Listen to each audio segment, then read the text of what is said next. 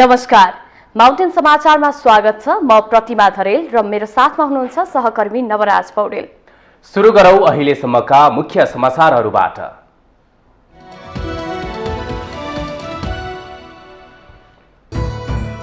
माओवादी अध्यक्ष दाहालले आफूलाई भस्म पार्न खोजेको एमाले अध्यक्ष ओलीको आरोप। प्रचण्ड गुट मात्रै बाहिरिएको भन्दै माओवादी एमालेमा मिलिसकेको जिकिर।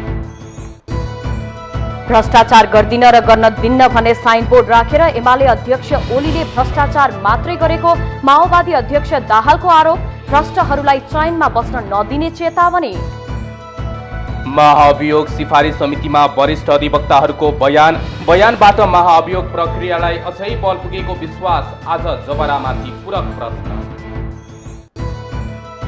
भारतको सैन्य भर्ती योजनाबारे वर्तमान सरकारले कुनै निर्णय नगर्ने परराष्ट्र मन्त्रालयको प्रश्नोक्ति। भारत भन्छ नेपालले भर्ती प्रक्रिया नथाले कोटा अरूलाई नै। नेपाललाई आफ्नो रणनीतिक कार्यक्रममा सहभागी गराउन 70 राष्ट्रबीच प्रतिस्पर्धा। विदेशी चासोलाई आफ्नो स्वार्थसँग तालमेल गर्नुपर्ने विज्ञहरूको सुझाव। रुसी राष्ट्रपति पुटिन र चिनिया राष्ट्रपति सी बीच भेटवार्ता। एक ध्रुवीय विश्व बनाउने प्रयास नस्वीकार्ने पुटिनको भनाई। रुससँग मिलेर महाशक्तिको भूमिका खेल्न सी तयार। र अखिल नेपाल फुटबल संघ इन्फाको आयोजनामा नेपाल र बंगलादेश बीच मैत्रीपूर्ण फुटबल हुँदै आगामी असोज 10 गते हुने खेल दशरथ रङ्गशालामा खेलिने।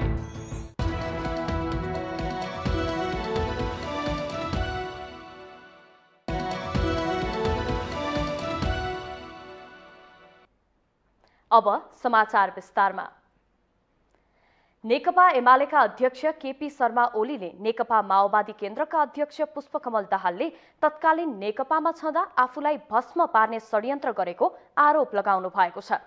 बिहिबार पार्टी कार्यालयमा पार्टी प्रवेश कार्यक्रमलाई सम्बोधन गर्दै उहाँले माओवादी अध्यक्षमाथि यस्तो आरोप लगाउनु भएको हो। उहाँले माओवादी केन्द्रका अध्यक्ष दाहाललाई आफूले पार्टी एकता गर्न बलियो साथ र समर्थन दिए पनि आफूलाई छुरी रोपेको आरोप लगाउनुभयो। उहाँले माओवादी अध्यक्ष दाहाललाई विषालु दाँतको संज्ञा दिनुभयो। अध्यक्ष ओलीले नेकपा माओवादी केन्द्र पहिल्यै नेकपा एमालेसँग मिलिसकेको भन्दै अहिले प्रचण्ड गुटले मात्रै पार्टी छोडेर गएको बताउनुभयो। ओलीलाई सदस्यबाट पनि निकालेको थिएँ भनेर निकालेकै हो। मैले प्रचण्डलाई आउनुहोस् मित्र, एकीकृत पार्टी बनाऊ, बलियो वामपन्थी आन्दोलन बनाऊ, बलियो कम्युनिस्ट पार्टी बनाऊ, समाजवादतर्फ अगाडि बढौँ, एकताबद्ध भएर अगाडि बढौँ भनेर अध्यक्ष बनाएर मेरो सिटको छेउमा राखेका थिएँ। प्रचण्डलाई मैले मान सम्मानपूर्वक मेरो सिटको छेउमा एकताबद्ध भएर जाउँ भनेर मैले अँगालो हालेको थिएँ। प्रचण्डलाई हात मिलाएको मात्रै होइन। आगामी निर्वाचनमा नेकपा एमालेले हार नै नमिल्ने बताउँदै अध्यक्ष ओलीले देश, जनता, लोकतन्त्र, भ्रष्टाचार, शान्ति, सुस्वास्थ्य, स्थिरता र स्थायित्वका लागि एमालेले हार्न नमिल्ने जिकिर गर्नुभयो।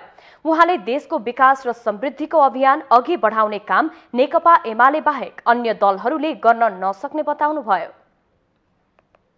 हार्नै मिल्दैन, देशका लागि हार्न मिल्दैन, जनताका लागि हार्न मिल्दैन, लोकतन्त्रका लागि हार्न मिल्दैन, भ्रष्टाचार नियन्त्रणका लागि हार्न मिल्दैन, शान्ति सुव्यवस्थाका लागि, स्थिरता स्थायित्वको लागि, देशको विकासको अभियान अगाडि बढाउनका लागि नेकपा एमाले यस निर्वाचनमा हार्न मिल्दैन। देशलाई राजनीतिक, आर्थिक, सामाजिक, सांस्कृतिक हरेक हिसाबले अधपतनतिर लगिराखेको छ।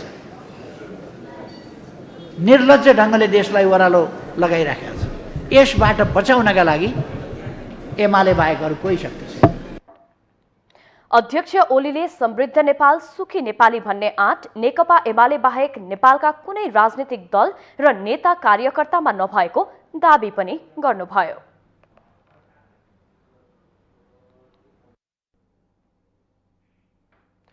नेकपा माओवादी केन्द्रका अध्यक्ष पुष्पकमल दाहालले नेकपा एमालेका अध्यक्ष केपी ओलीले भ्रष्टाचार गर्दिन र गर्न पनि दिन्न भन्ने साइनबोर्ड झुन्डाएर भ्रष्टाचार मात्रै गरेको आरोप लगाउनु भएको छ। काठमाडौँमा नेपाल उद्योग व्यापार महासंघको महाधिवेशनमा दाहालले तत्कालीन नेकपा सरकारमा प्रधानमन्त्री रहँदा ओलीले भ्रष्टाचार गर्दिन र गर्न पनि दिन्न भन्ने साइनबोर्ड राखेर भ्रष्टाचार मात्रै गरेको आरोप लगाउनु भएको हो। प्रचण्ड अस्थिरताको कारक हो भन्ने मानिसको कमी नरहेको र प्रचण्ड रहेसम्म देशले सुख नपाउने भन्ने कुरा पनि केही मानिसले गर्ने गरेको गुनासो दाहालले सुनाउनुभयो। उहाँले माओवादी रहँदासम्म बुर्जुवा, दलाल, नोकरशाह र भ्रष्टहरूलाई चैनमा बस्न नदिने चेतावनी समेत दिनुभयो। प्रचण्ड भनेपछि सब चाहिँ यो अस्थिरताको कारक यही हो, यो रहँदासम्म देशले सुख पाउन भएन भन्ने पनि मान्छे छन्। हो, माओवादी रहँदासम्म, माओवादी नेतृत्व रहँदासम्म बुर्जुवाहरू, दलालहरू, नोकरशाह र भ्रष्टहरूलाई चाहिँ चैनमा बस्न चाहिँ दिइँदैन, त्यो कुरा पक्का हो। अध्यक्ष दाहालले राजनीतिक दल र उद्योगीहरूमा सामाजिक न्याय र आर्थिक विकासको नयाँ गति प्रदान गर्ने जिम्मेवारी रहेको बताउनु भएको छ। देश गम्भीर आर्थिक सङ्कटमा रहेको कुरा हरेक वस्तुमा परनिर्भर रहनुले पुष्टि गर्ने उहाँको भनाइ थियो। अध्यक्ष दाहालले नेपालको राजनीतिमा समस्या रहेको उल्लेख गर्दै राजनीतिलाई सही बाटोमा ल्याएर देश विकासमा लाग्नुपर्ने बताउनुभयो।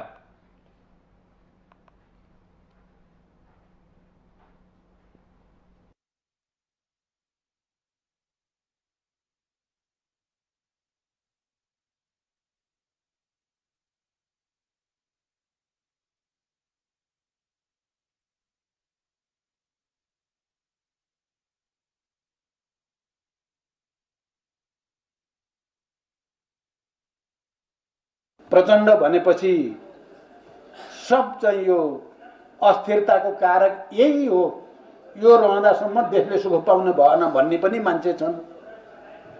हो, माओवादी रहँदासम्म, माओवादी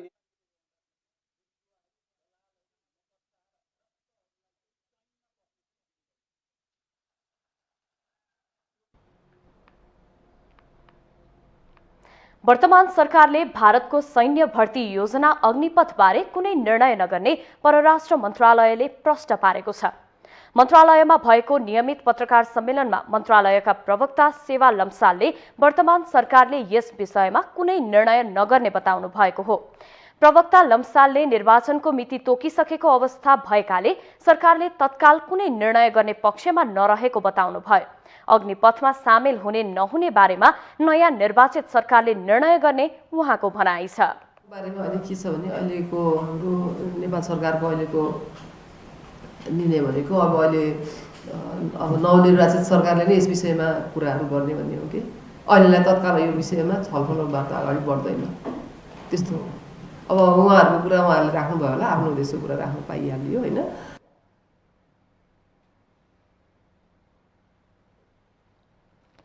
उता यसै विषयमा भारतीय सेनाध्यक्ष मनोज पाण्डेले भने नेपालमा गोर्खा भर्तीको प्रक्रिया अघि बढाउन नसकिए त्यसका लागि छुट्याइएको दरबन्दी अरूलाई वितरण गर्न आफूहरू बाध्य हुने बताउनुभयो।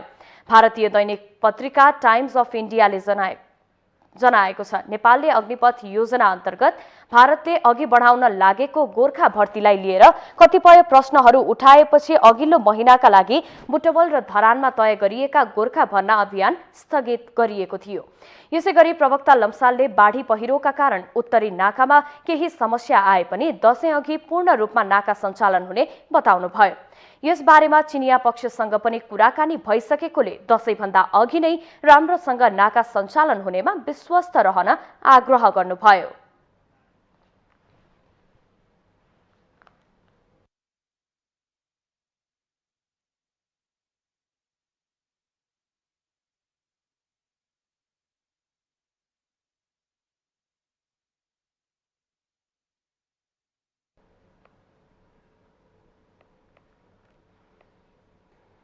प्रतिनिधि सभाको कार्यकाल कहिलेसम्म रहने भन्नेमा आम चासो रहेकै बेला निर्वाचन आयोगले गरेको निर्णयप्रति राजनीतिक दलहरूले असन्तोषपूर्ण टिप्पणी गरिरहेका छन्। निर्वाचन आयोगले असोज 1 गतेदेखि वर्तमान प्रतिनिधि सभाको कार्यकाल सकिने जानकारी संसद सचिवालयलाई गराइ नै सकेको छ। चौतर्फी दबावपछि संसदको कार्यकाल लम्ब्याउने योजनाबाट सरकार त पछि हटेको छ, तर यो संसद टेबल गरिएका कतिपय महत्त्वपूर्ण विधेयकहरू यत्तिकै अल्पत्र पर्ने भएका छन्। एक रिपोर्ट।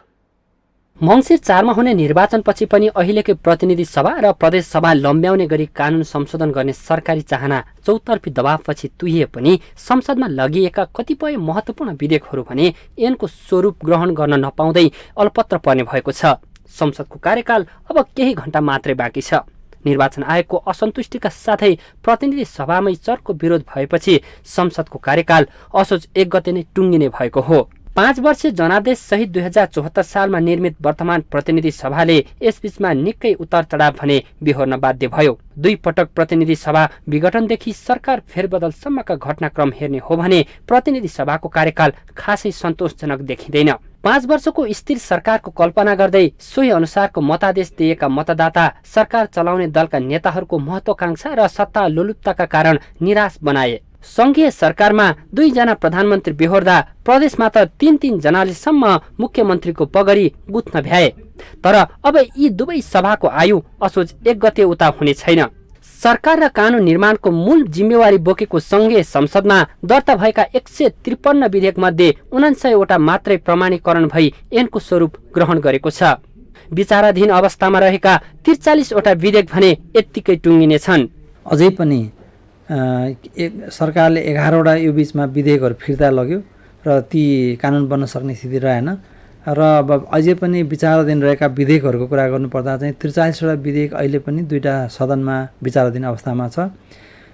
त्यो हिसाबले हामीले हेर्दाखेरि अधिकांश विधेयकहरू कानुन बनिसकेको अवस्थामा चाहिँ यसलाई उपलब्धिमूलक नै मान्न सकिने अवस्था छ।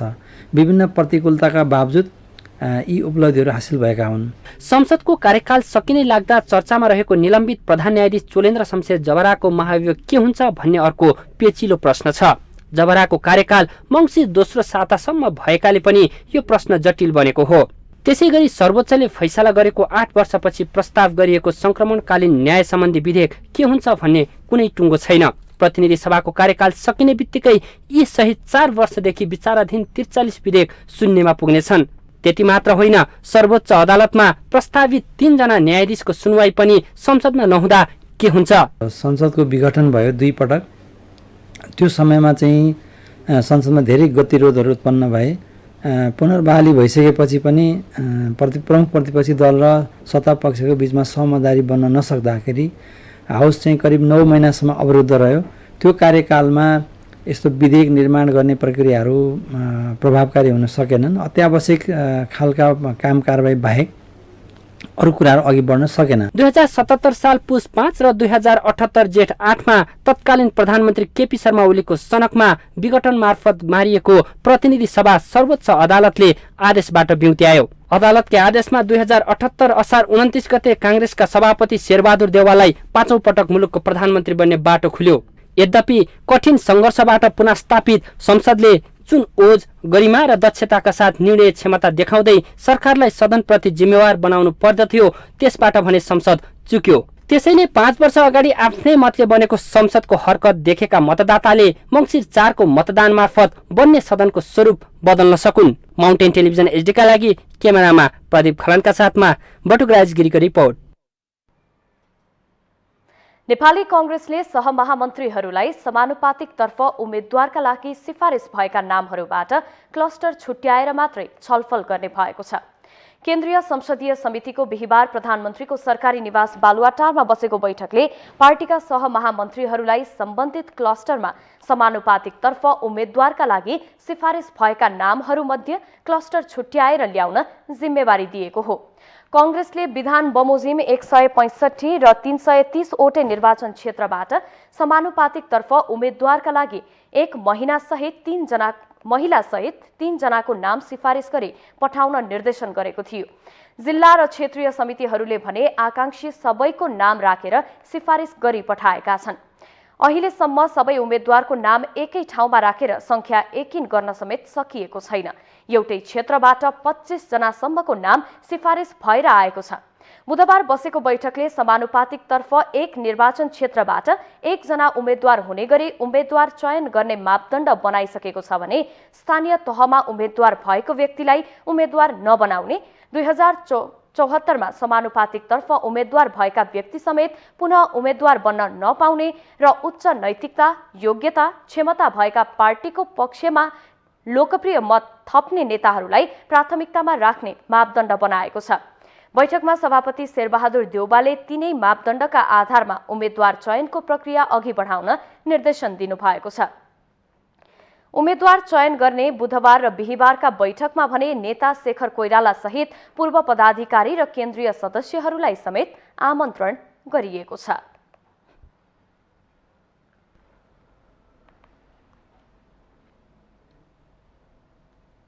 माउन्टेन समाचारमा पालो भएको छ ब्रेकको।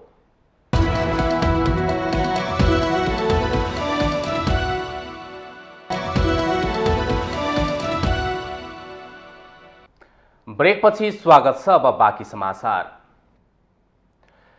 सर्वोच्च अदालतका 4 जना पूर्व प्रधान न्यायाधीशहरूले प्रतिनिधि सभाको महाभियोग सिफारिस समिति महाभियोगको विषयवस्तुभन्दा बाहिर गएको टिप्पणी गरेका छन्। समितिले डाकेको छलफलमा सहभागी हुन अस्वीकार गर्दै उनीहरूले निश्चित विषयवस्तु र आरोप बिना आफूहरू समितिमा सामेल हुन नसक्ने जवाब पठाएका हुन्। नेपालको संविधानको धारा 101 अनुसार जे विषयमा महाअभियोग लगाइएको हो तिनैको विषयमा केन्द्रित भई समितिले छानबिन अगाडि बढाउनु पर्ने भन्दै आरोप लगाएका व्यक्तिले अरूलाई अभियोग लगाउन नसक्ने पूर्व प्रधान न्यायाधीशहरूले औँलाएका छन्। पत्रमा भनिएको छ, निजले आफ्नो बारेमा लगाएको आरोप सम्बन्धमा कानुन बमोजिम आफ्नो प्रतिवाद गर्नमा केन्द्रित हुनुपर्ने हुन्छ। सिफारिस समितिले पनि आफूलाई सुम्पिएको विषयमा बाहेक अन्य कसैमाथि दाबी छलफल गर्न वा सुम्पिएको विवाद भन्दा बढी क्षेत्राधिकार विस्तार गर्न नसक्ने उनीहरूको निष्कर्ष छ। जबरामाथिको आरोपका सन्दर्भमा कुरा गरेको नदेखिएको अनि समितिले माग बाहेकको विषयमा वक्तव्य दिएको र आफूमाथिको आरोपमा जबराले कुनै सबुत नदिएको भन्दै पूर्व प्रधान न्यायाधीशहरूले पत्रमा आपत्ति जनाएका छन्। कसै उपर झुटा, भ्रामक, कपोकल्पित, बेप्रमाण, अप्रासङ्गिक र अमूर्त ढङ्गले आरोप लगाउँदैमा पुग्दैन पत्रमा भनिएको छ। महाभियोग प्रस्ताव दर्ता भएका व्यक्ति जे भने पनि हुने शैलीमा पेश भएको भन्दै पूर्व न्यायाधीशहरूले संयुक्त वा व्यक्तिगत रूपमा कुनै गैर कानुनी लाभ लिने उद्देश्यले कुनै विषयमा नबोलेको र जबरालाई समेत प्रभावित नपारेको बताएका हुन्। निजलाई प्रभावित गरेको वा गर्ने उद्देश्य राखेको कुनै तथ्य भए प्रमाणित गर्न खुलिआम चुनौती दिन चाहन्छौ पत्रमा भनिएको छ। आफूहरूमाथिको आरोप प्रमाणित गर्न नसकेमा जबराले त्यसको नतिजा भोग्नुपर्ने र त्यसका लागि समितिले समेत आफ्नो सामर्थ्य देखाउनु पर्ने भन्दै उनीहरूले समितिमा उपस्थित हुन अस्वीकार गरेका हुन्। पूर्व प्रधान न्यायाधीशहरू मीनबहादुर रायमाझी, अनुप्रास शर्मा, कल्याण श्रेष्ठ र सुशीला कार्कीले संयुक्त पत्र पठाई जबराले बयानका क्रममा आफूहरूको समेत नाम उल्लेख गरेकोमा ध्यानाकर्षण भएको जनाउनु भएको छ। उहाँहरूले पत्रमा त्यसको विवरण उल्लेख नगरेकाले के विषयमा छलफल गर्ने भन्ने बारे आफूहरू स्पष्ट हुन नसकेको जवाफ लेख्नु भएको छ।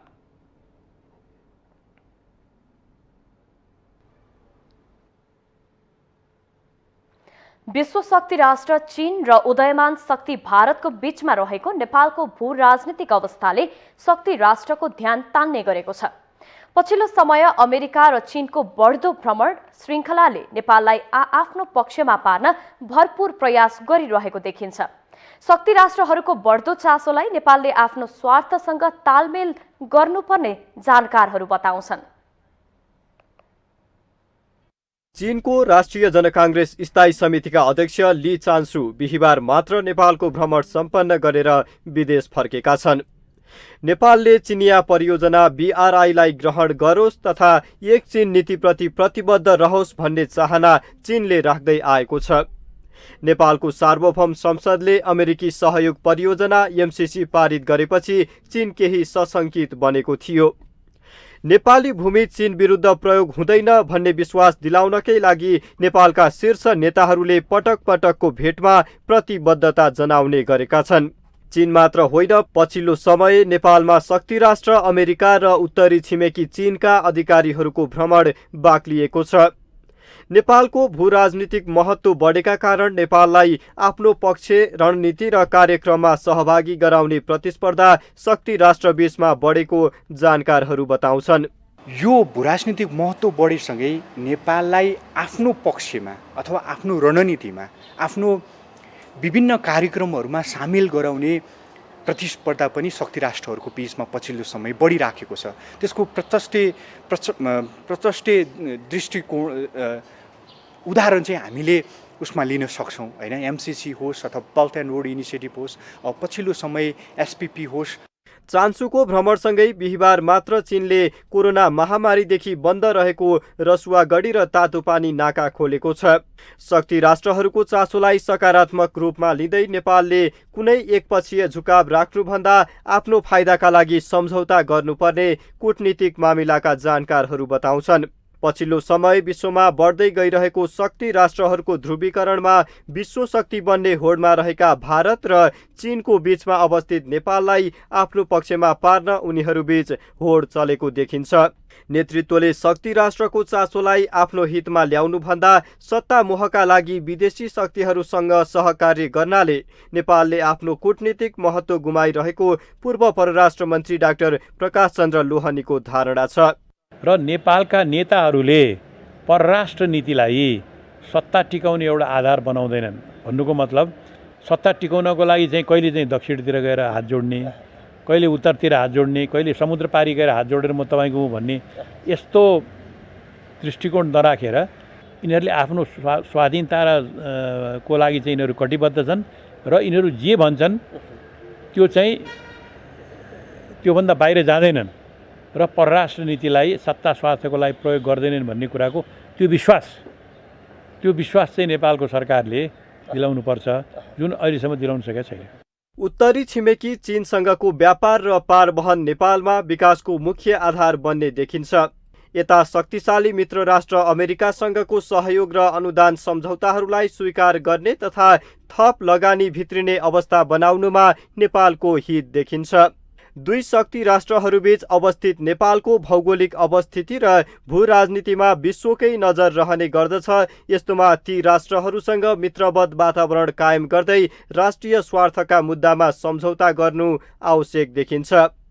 माउन्टेन टेलिभिजन एचडीका लागि क्यामेरामा दीपक भट्टका साथमा सुजन चालिसेको रिपोर्ट।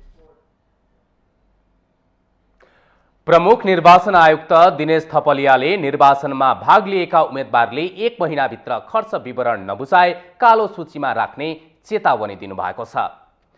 राष्ट्रिय निर्वाचन पर्यवेक्षण समिति नियोगले निर्वाचन पर्यवेक्षकहरूका लागि नगरकोटमा बिहिबारदेखि सुरु गरेको 2 दिने प्रशिक्षण कार्यक्रममा उहाँले निर्वाचनमा भाग लिने उम्मेदवारले 1 महिनाभित्र खर्च सार्वजनिक नगरे 6 वर्ष कालो सूचीमा राख्ने चेतावनी दिनुभएको हो। कालो सूचीमा परेका उम्मेदवारले 6 वर्ष फेरि उम्मेदवार बन्न नपाउने प्रमुख आयुक्त थपलियाको भनाइ छ। यसका लागि उम्मेदवारले गर्ने खर्चको पनि नियोगले पर्यवेक्षण गर्नुपर्ने उहाँले बताउनुभयो। आयोगले तोकेको रकम निर्वाचन लड्न पर्याप्त रहेको भन्दै प्रमुख आयुक्त थपलियाले आयोगले तोकेको रकमले पुग्दैन भन्नु मतदाताको अपमान भएको जिकिर गर्नुभयो। निर्वाचनको मिति घोषणादेखि मतपरिणाम सार्वजनिक भएर विजयी उम्मेदवारले गर्ने भोज भतेर पनि निर्वाचन खर्चमै जोडिएकाले यसको पनि पर्यवेक्षण गर्नुपर्ने उहाँको भनाइ थियो। प्रमुख आयुक्त थपलियाले दलका उम्मेदवारले सामाजिक सञ्जालमा कति खर्च गरे त्यो हेर्न मिल्ने प्रविधि बनाइएको भन्दै पर्यवेक्षकको लाइक कमेन्ट गरेको पनि आयोगले निगरानी राख्ने बताउनुभयो। 10,890 मतदान केन्द्रमा हुने निर्वाचनलाई स्वच्छ धाँधली रहित बनाउन पर्यवेक्षकले भूमिका खेल्नुपर्ने प्रमुख आयुक्त थपलियाले जोड दिनुभयो। प्रशिक्षण कार्यक्रममा 77 जिल्लाका तथा 7 प्रदेशका संयोजकको सहभागिता रहेको थियो।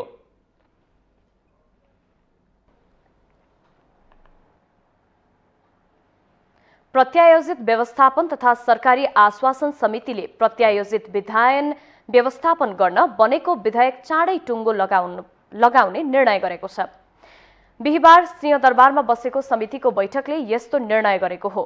समितिको बैठकमा बोल्दै समिति सभापति महाप्रसाद शर्माले बैठकले कानून, न्याय तथा संसदीय मामिला मन्त्रीलाई भेटेर चाँडै नै प्रत्यायोजित विधायन व्यवस्थापन गर्नको लागि बनेको विधेयक टुङ्गोमा पुर्याउने बताउनुभयो। गर्नुभयो र उहाँको सचिवजी आउनुभएको थियो र मन्त्रालयले त्यो उसको विधानको बारेमा सकारात्मक रूपले लिएको छ भनेर भन्ने उहाँले जानकारी गराउनु भयो र मान्यज्यूहरूले आफ्नो जिज्ञासाहरू राख्नुभयो र त्यसपछि गएर हामी फेरि माननीय मन्त्रीज्यूसँग भेटेर छलफल गरेर यसलाई टुङ्गोमा पुर्याउने भनेर भन्ने एउटा निर्णय गर्यौँ। बैठकमा कानून न्याय तथा संसदीय मामिला मन्त्रालयका सचिव उदयराज सापकोटाले सरकारले निर्धारण गरेको प्राथमिकताका कारण प्रत्यायोजित विधायन व्यवस्थापन गर्नको लागि बनेको विधेयकको टुङ्गो लाग्न केही समय ढिला भएको बताउनुभयो। उहाँले कानून बनाउँदा अध्ययनको क्षेत्रमा धेरै ध्यान पुर्याउन नसकेको बताउनुभयो। भनेर लिएर आइसकेपछि यसका पनि प्रक्रिया हुन्छ। अघि मैले भने हाम्रो सैद्धान्तिक स्वीकृतिको पनि प्रक्रिया हुन्छ। सैद्धान्तिक स्वीकृति गर्नु पर्यो, त्यसपछि ल्याउनु पर्यो, त्यसपछि छलफल गर्नु पर्यो। अहिले नै हामीले भनिरहेको छौँ अध्ययन अनुसन्धान गर्नुपर्छ भनेपछि अध्ययन अनुसन्धान गरेर नल्याएको विधेयक त अहिले हामी नै परिरहेछौँ कतिजना परेको हुनाले। यसमा कुनै उहाँले उठाउनु भएको विषयमा केही पनि छैन। हामीले गरी पनि राखेको हो, हामीले छलफल गरिरहेको हाम्रो विभिन्न भनौँ न प्राथमिकतामा परेका विषयहरू, किनभने कतिपय व्यवस्थाहरू अस्ति हजुरहरूलाई थाहा होला केही विषयहरू ल्याउने कि नल्याउने भनेर। सचिव सापकोटाले प्रतिनिधि सभाको कार्यकालमा अन्यल पैदा हुँदा अहिले विधेयकहरूको टुङ्गो लगाउने कुरामा पनि समस्या सिर्जना भइरहेको बताउनुभयो।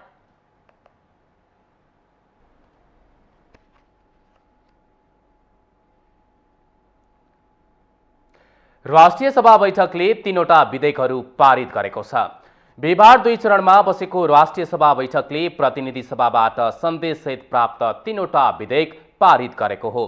पारित भएका विधेयकहरूमा पशु स्वास्थ्य तथा पशु सेवा परिषद विधेयक 2076, बीमा विधेयक 2075 र सार्वजनिक ऋण व्यवस्थापन विधेयक 2076 रहेका छन्। राष्ट्रिय सभा अध्यक्ष गणेश प्रसाद तिमल सिन्हाले यी विधेयकहरू पारित भएको घोषणा गर्नुभयो। हुन्न भन्नुहोला। यो प्रस्तावको पक्षमा हुने माननीय सदस्यले हुन्छ भन्नुहोस्। यो प्रस्तावको विपक्ष हुने माननीय सदस्यले हुन्न भन्नुहोस्।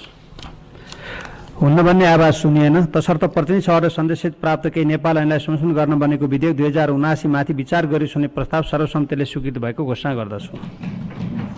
त्यसअघि राष्ट्रिय सभा बैठकको शून्य समयमा बोल्दै राष्ट्रिय सभा सदस्यहरूले समसामयिक विषयमा आफ्नो धारणा राखेका छन्।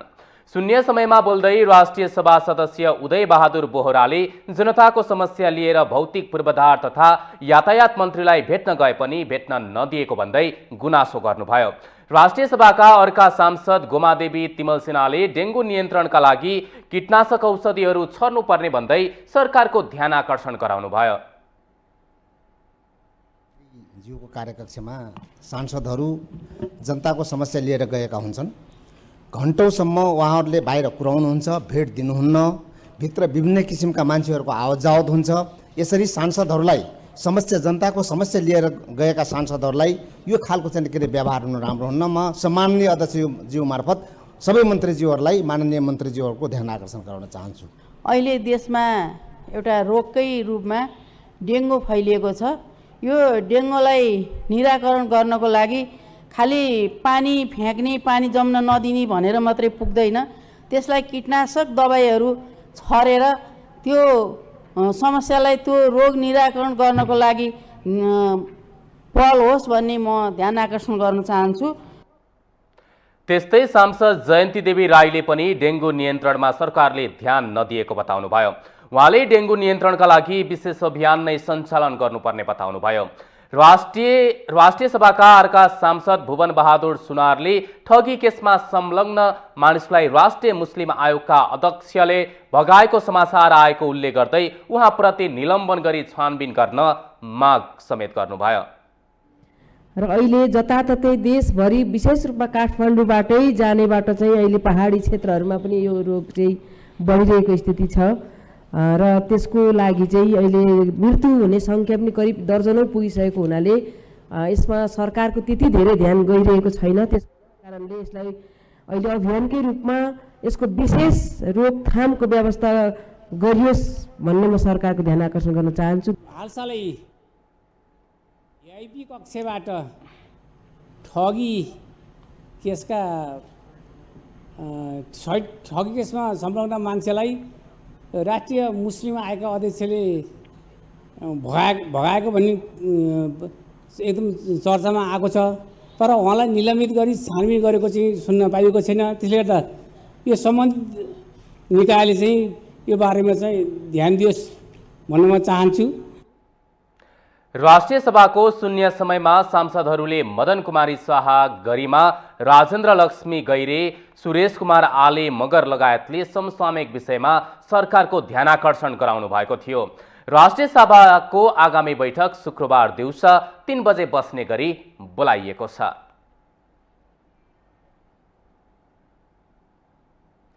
माउन्टेन समाचारमा फेरि पालो भएको छ ब्रेकको।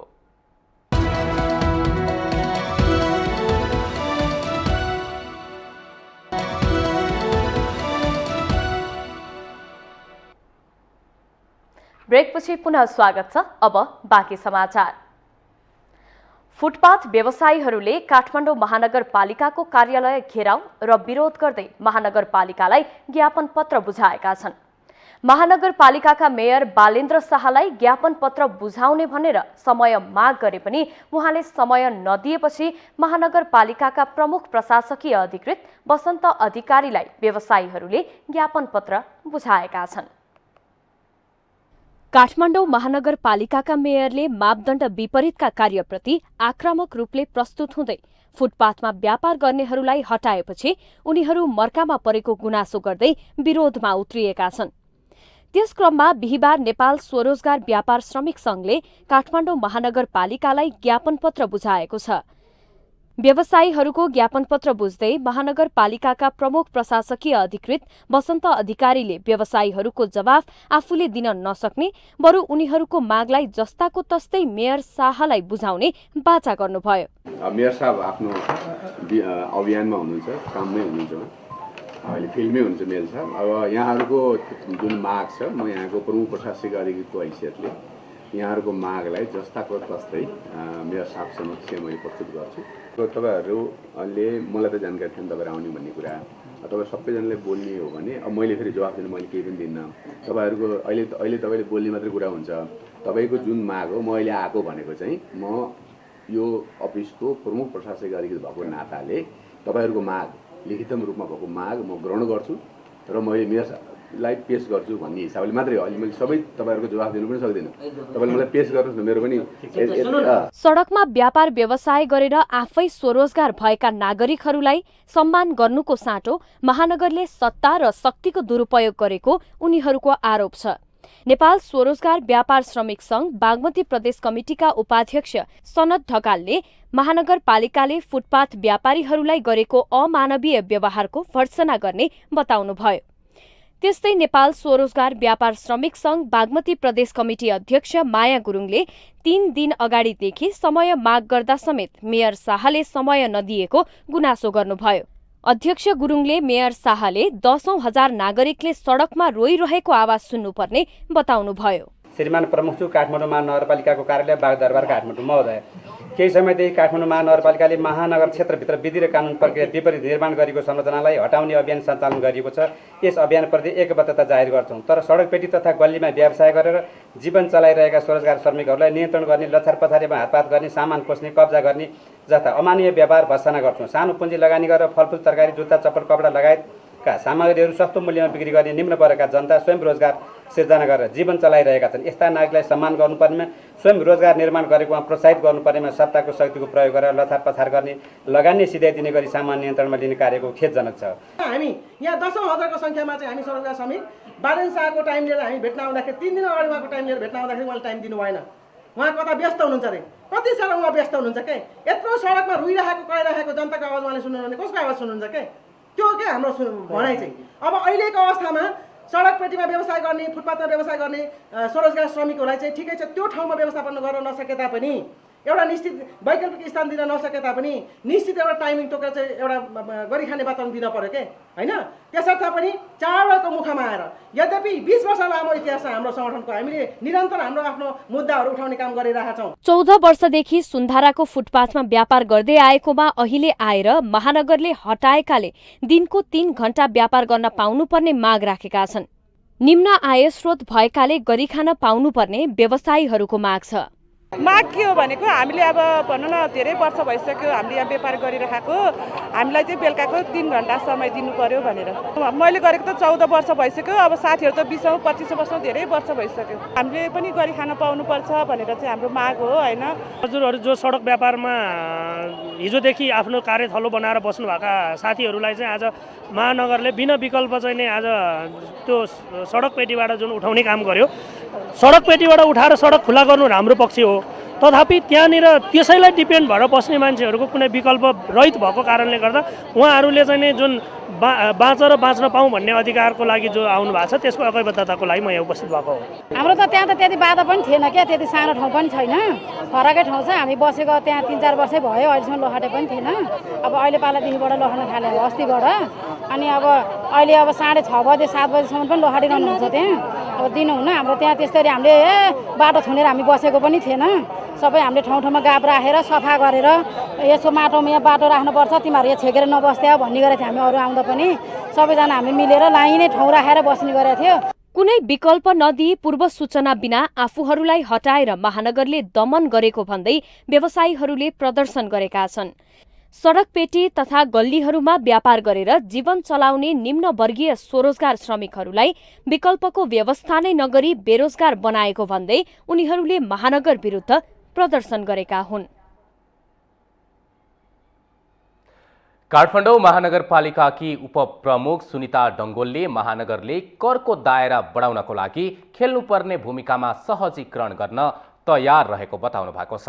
बिहिबार काठमाडौँमा ग्रिल तथा स्टिल व्यवसाय सङ्घले बागमती अधिकार सम्पन्न सभ्यता एकीकृत समितिलाई सरसफाई औजार तथा बिरुवा सुरक्षा जाली हस्तान्तरण कार्यक्रममा उपप्रमुख डङ्गोलले व्यवसायीहरूलाई व्यवसाय दर्तामा समेत सहजीकरण गर्ने र करको दायरा बढाउने काममा सहजीकरण गर्ने बताउनु भएको हो। उहाँले अहिले काठमाडौँ महानगरभित्र व्यवसाय दर्ता नगरी सञ्चालनमा आएको गुनासो आइरहेको भन्दै करको दायराको विषय उपप्रमुखको अधिकार पनि भएकाले विशेष ध्यान दिने प्रतिबद्धता जनाउनुभयो।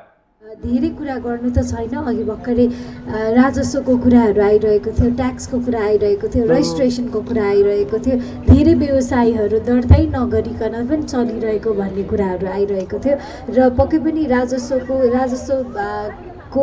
अधिकारमध्ये उपमेयरको उपप्रमुखको अधिकारमा पनि पर्ने भएका कारणले गर्दा पनि यसमा विशेष ध्यान दिने पनि यहाँहरूलाई वचन दिन चाहन्छु।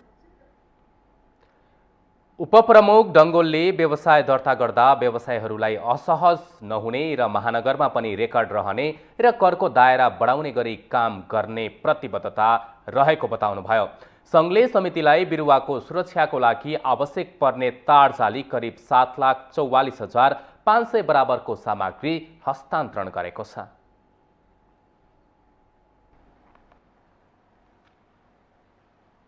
पछिल्लो केही महिनादेखि डेङ्गीको प्रकोप बढ्दै गएको छ। सरकारी तथ्याङ्क अनुसार डेङ्गीको संक्रमणबाट अहिलेसम्म 11 जनाको मृत्यु भएको छ। स्वास्थ्य तथा जनसङ्ख्या मन्त्रालयका अनुसार साउन यता 11 जना डेङ्गी संक्रमितको मृत्यु भएको हो। स्वास्थ्य मन्त्रालयले हालसम्म 75 जिल्लाबाट 12,217 जनामा डेङ्गी पुष्टि भएको जनाएको छ। डेङ्गीको संक्रमण सबैभन्दा धेरै बागमती प्रदेशमा 9,304 जनामा भएको छ। यस्तै लुम्बिनीमा 1,479, प्रदेश 1 मा 402, सुदूरपश्चिममा 380, गण्डकीमा 245, मध्य प्रदेशमा 223 र कर्णाली प्रदेशमा 184 जनामा डेङ्गी पुष्टि भएको छ। जिल्ला अन्तर्गत सबैभन्दा बढी ललितपुर, काठमाडौँ, मकवानपुर, रूपन्देही, दाङ, भक्तपुर, धादिङ, तेह्रथुम, काभ्रे र चितवन गरी 10 जिल्लामा सबैभन्दा बढी डेङ्गी संक्रमित रहेका छन्। हरेक 2-3 वर्षको अन्तरालमा नेपालमा डेङ्गी रोग प्रकोपका रूपमा देखा पर्ने गर्दछ। यसअघि सन् 2019 मा प्रकोपका रूपमा फैलिएको थियो। स्वास्थ्य मन्त्रालय संघीय मामिला तथा सामान्य प्रशासन मन्त्रालयलाई पत्र लेख्दै देशैभरका स्थानीय तहमा लामखुट्टे नष्ट गर्ने राष्ट्रिय अभियान सञ्चालन गर्न आग्रह गरेको छ। डेङ्गी नियन्त्रण तथा रोकथामका लागि आवश्यक समन्वय तथा सहजीकरण गर्न आग्रह गर्दै मन्त्रालयले प्रत्येक शनिबार बिहान 10 बजेर 10 मिनेट छुट्याई घरभित्र र बाहिर लामखुट्टे फूल पार्ने ठाउँ खोजौं र नष्ट गरौं भन्ने नारासहित राष्ट्रिय अभियान सञ्चालन गर्ने जनाएको छ।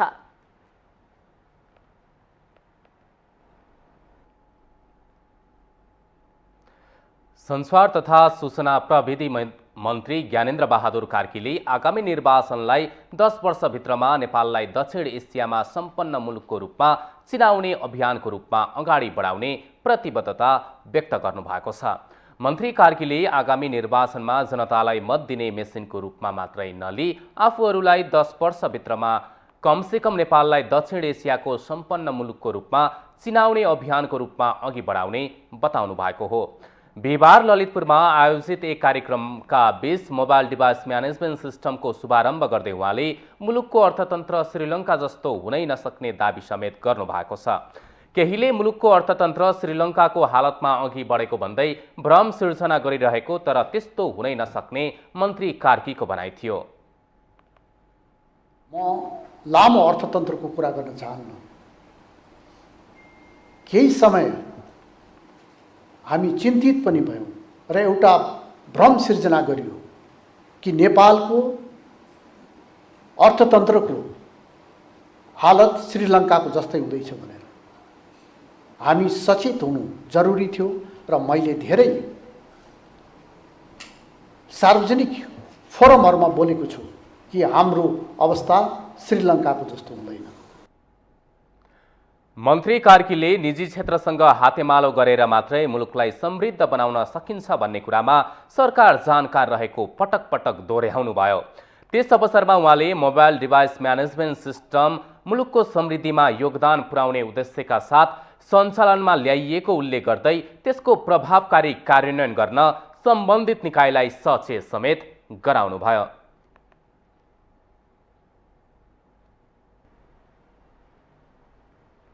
जय नेपाल हलको कम्पाउन्डमा 15 फिट खन्ने बित्तिकै टुकुचा खोला भेटिएको छ।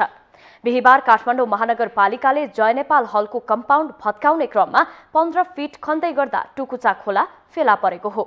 महानगरपालिकाले नक्सा अनुसार गरेको मार्किङका आधारमा उत्खनन गर्दा जय नेपाल हलको कम्पाउन्डमा टुकुचा खोला भेटिएको जनाएको छ। नारायण हिटी दरबार क्षेत्रबाट निस्किएको टुकुचा खोला यस क्षेत्रमा गायब रहेको थियो। विगत लामो समयदेखि स्थानीयहरूले खोला अतिक्रमण गरेर संरचनाहरू निर्माण भएको भन्दै उत्खननको माग गर्दै आइरहेका थिए। टुकुचा खोला पत्ता लगाउन महानगरले डोजर लगाएर विभिन्न स्थानमा खनेको थियो। गत साउन 12 गते काठमाडौँ महानगरपालिकाले टुकुचा खोला मिचेर बनाएका संरचना हटाउनु भन्दै सार्वजनिक सूचना जारी गरेको थियो। महानगरले उक्त सूचना जारी गरेको लामो समयसम्म पनि कसैले नहटाएपछि महानगर आफै टुकुचा खोलाको खोजीमा जुटेको थियो। महानगरले टुकुचा खोलाको नक्सा संकलन गर्दै मार्किङ सुरु गर्दा काठमाडौँको जमलमै रहेको जय नेपाल सिनेमा हलले नै मिचेको देखिएपछि बिहिबार डोजर लिएर पुगेको थियो।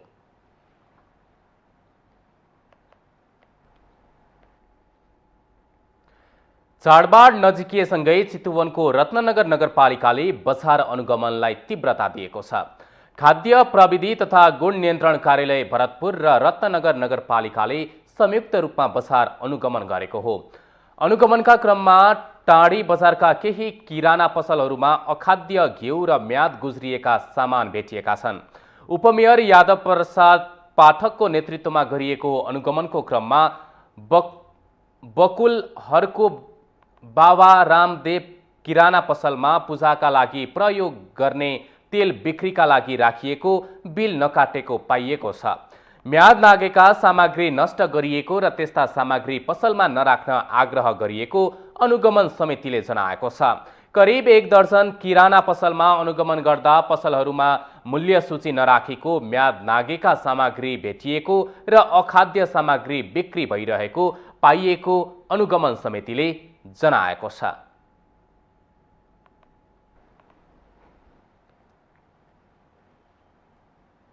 लघु वित्तीय संस्था विरुद्धको संघर्ष समितिले सरकारसँग ती संस्थाहरू खारेज गर्न माग गरेको छ। बिहिबार काठमाडौँमा पत्रकार सम्मेलन गर्दै लघु वित्तीय संस्था विरुद्धको संघर्ष समितिले सरकारसँग यस्तो माग गरेको हो। पत्रकार सम्मेलनमा संघर्ष समितिका अध्यक्ष मणिराम गेवालीले लघु वित्तीय संस्था र नेपाल ब्याङ्कर्स संघले आर्थिक र सामाजिक रूपान्तरणको नाममा जनतालाई शोषण गरेको आरोप लगाउनुभयो। उहाँले लघुवित्त संस्थाहरूले राष्ट्र ब्याङ्कको घ वर्गको ट्याग लगाएर नेपाली जनतालाई सुकुम्बासी बनाउन नपाउने जिकिर गर्नुभयो। संस्थाहरूले सरासर गलत गरेका छन्, आर्थिक र सामाजिक रूपान्तरणमा शोषण गरेका छन्, आर्थिक र सामाजिक शोषण गरेका छन्। त्यस कारणले उनीहरू शरण पर्न पुगे। एउटा राष्ट्र ब्याङ्कको घ वर्गको एउटा चाहिँ सरकारी चाहिँ ट्याग लगाएर नेपाली जनतालाई गरिब बनाएर सुकुम्बासी बनाउन हामी दिँदैनौँ, सुकुम्बासी बनाउन पाइँदैन। संघर्ष समितिले सरकारले लघु वित्तीय संस्थाहरूले लगाएको सामूहिक ऋण मिनाहा गर्नुपर्ने, आम गरिब किसानहरूलाई निशुल्क ऋण दिनुपर्ने, आवश्यकता र क्षमतामा आधारित काम र रकमको व्यवस्था गर्नुपर्ने र समाजवादी अर्थतन्त्रको विकास गर्नुपर्ने माग राखेको छ।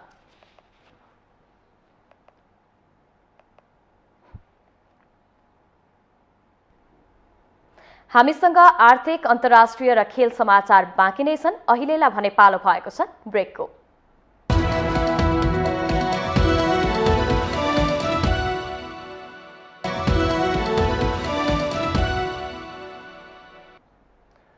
ब्रेकपछि पुनः स्वागत छ। अब पालो आर्थिक समाचारको।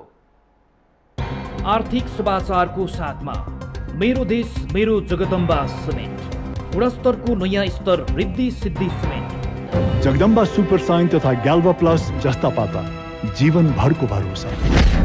सर्वोत्तम सिमेन्ट, सर्वोत्तम मजबुती।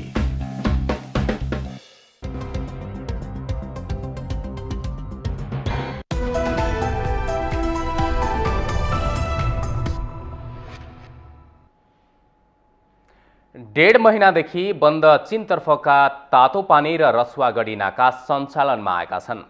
रसुवागढी नाका भएर बिहिबार बिहान 7वटा कन्टेनर नेपाल भित्रिएका छन् भने तातोपानी नाकाबाट 2वटा कन्टेनर नेपाली भूमिमा प्रवेश गरेका छन्।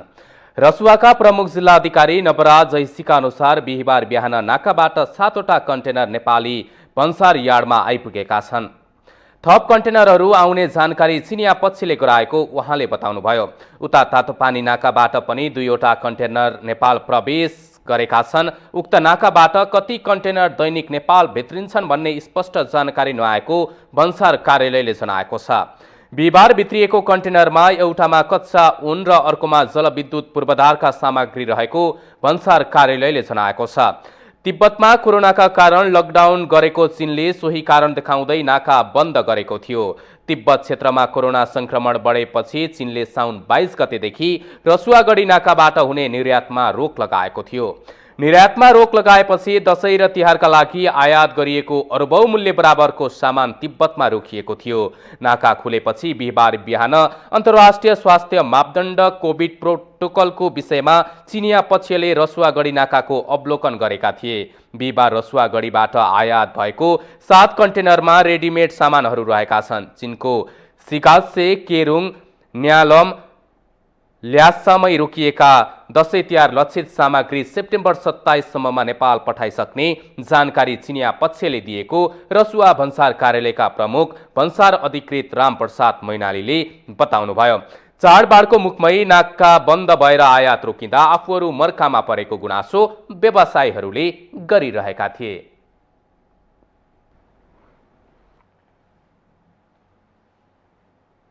मुलुक भित्रने भन्दा बाहिरिने रकम बढी हुँदा मुलुकको शोधनान्तर स्थिति चालु आर्थिक वर्ष 2079-80 को पहिलो महिना साउनमै घाटामा गएको छ। नेपाल राष्ट्र ब्याङ्क आर्थिक अनुसन्धान विभागले चालु आर्थिक वर्षको पहिलो महिनाको तथ्याङ्कमा आधारित देशको आर्थिक तथा वित्तीय अवस्थाबारे सार्वजनिक प्रतिवेदनमा साउनमा शोधनान्तर स्थिति 22 अर्ब 63 करोड रुपैयाँले घाटामा रहेको जनाएको हो। अघिल्लो आर्थिकको समीक्षा अवधिको तुलनामा भने शोधनान्तर स्थितिमा केही सुधार आएको छ। सो महिनामा 38 अर्ब 75 करोड रुपैयाँले शोधनान्तर स्थिति घाटामा थियो। साउनमा चालु खाता 16 अर्ब 26 करोड रुपैयाँले घाटामा रहेको छ। साउन सकिदासम्म सरकारको खातामा 3 खर्ब रुपैयाँ मौजदात रहेको छ। यो रकम प्रदेश र स्थानीय तहका सरकारको खातामा रहेको रकम समेत जोड्दा आएको हो। सरकारले पहिलो महिना पुँजीगत खर्च मात्रै 1 अर्ब 48 करोड गर्न सकेको छ। चालू खर्च 5 अर्ब 66 करोड हुँदा वित्तीय व्यवस्था 15 अर्ब 12 करोड रुपैयाँ खर्च गर्न सकेको छ। त्यसैगरी साउन महिनामा 8% मूल्य वृद्धि भएको छ। अघिल्लो वर्षको सोही महिनामा मूल्य वृद्धि 4.35% थियो। रेमिटेन्स तर्फ हेर्ने हो भने चालू आर्थिक वर्षको पहिलो महिनामा 92 अर्ब 21 करोड रुपैयाँ रेमिटेन्स आएको छ। गत आर्थिक वर्ष 2078-79 को सोही अवधिको तुलनामा रेमिटेन्स 20.3% बढेको जनाएको छ। 2078 साउनको तुलनामा रेमिटेन्स बढेको भए पनि गत महिनाको तुलनामा भने साउनमा रेमिटेन्स घटेको छ। 2078 असारमा 1 खर्ब 3 अर्ब 13 करोड रेमिटेन्स प्राप्त भएकोमा साउनमा करिब 11 अर्बले घटेको राष्ट्र ब्याङ्कको तथ्याङ्कले देखाएको छ।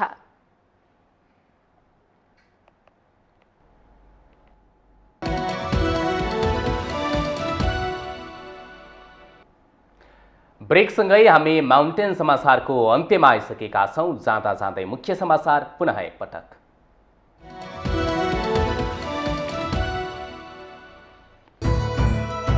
माओवादी अध्यक्ष दाहालले आफूलाई भस्म पार्न खोजेको एमाले अध्यक्ष ओलीको आरोप। प्रचण्ड गुट मात्रै बाहिरिएको भन्दै माओवादी एमालेमा मिलिसकेको जिकिर। भ्रष्टाचार गर्दिन र गर्न दिन्न भन्ने साइनबोर्ड राखेर एमाले अध्यक्ष ओलीले भ्रष्टाचार मात्रै गरेको माओवादी अध्यक्ष दाहालको आरोप। भ्रष्टहरूलाई चयनमा बस्न नदिने चेतावनी। महाअभियोग सिफारिस समितिमा वरिष्ठ अधिवक्ताहरूको बयानबाट महाअभियोग प्रक्रियालाई अझै बल पुगेको विश्वास। आज जबरामाथि पूरक प्रश्न। भारतको सैन्य भर्ती योजनाबारे वर्तमान सरकारले कुनै निर्णय नगर्ने परराष्ट्र मन्त्रालयको प्रश्नोक्ति। भारत भन्छ नेपालले भर्ती प्रक्रिया नथाले कोटा अरूलाई नै। नेपाललाई आफ्नो रणनीतिक कार्यक्रममा सहभागी गराउन शक्ति राष्ट्रबीच प्रतिस्पर्धा। विदेशी चासोलाई आफ्नो स्वार्थसँग तालमेल गर्नुपर्ने विज्ञहरूको सुझाव। रूसी राष्ट्रपति पुटिन र चिनिया राष्ट्रपति सी बीच भेटवार्ता। एक ध्रुवीय विश्व बनाउने प्रयास नस्वीकार्ने पुटिनको भनाई। रूससँग मिलेर महाशक्तिको भूमिका खेल्न सी तयार। र अखिल नेपाल फुटबल संघ इन्फाको आयोजनामा नेपाल र बंगलादेश बीच मैत्रीपूर्ण फुटबल हुँदै आगामी असोज 10 गतेदेखि खेल दशरथ रङ्गशालामा खेलिने।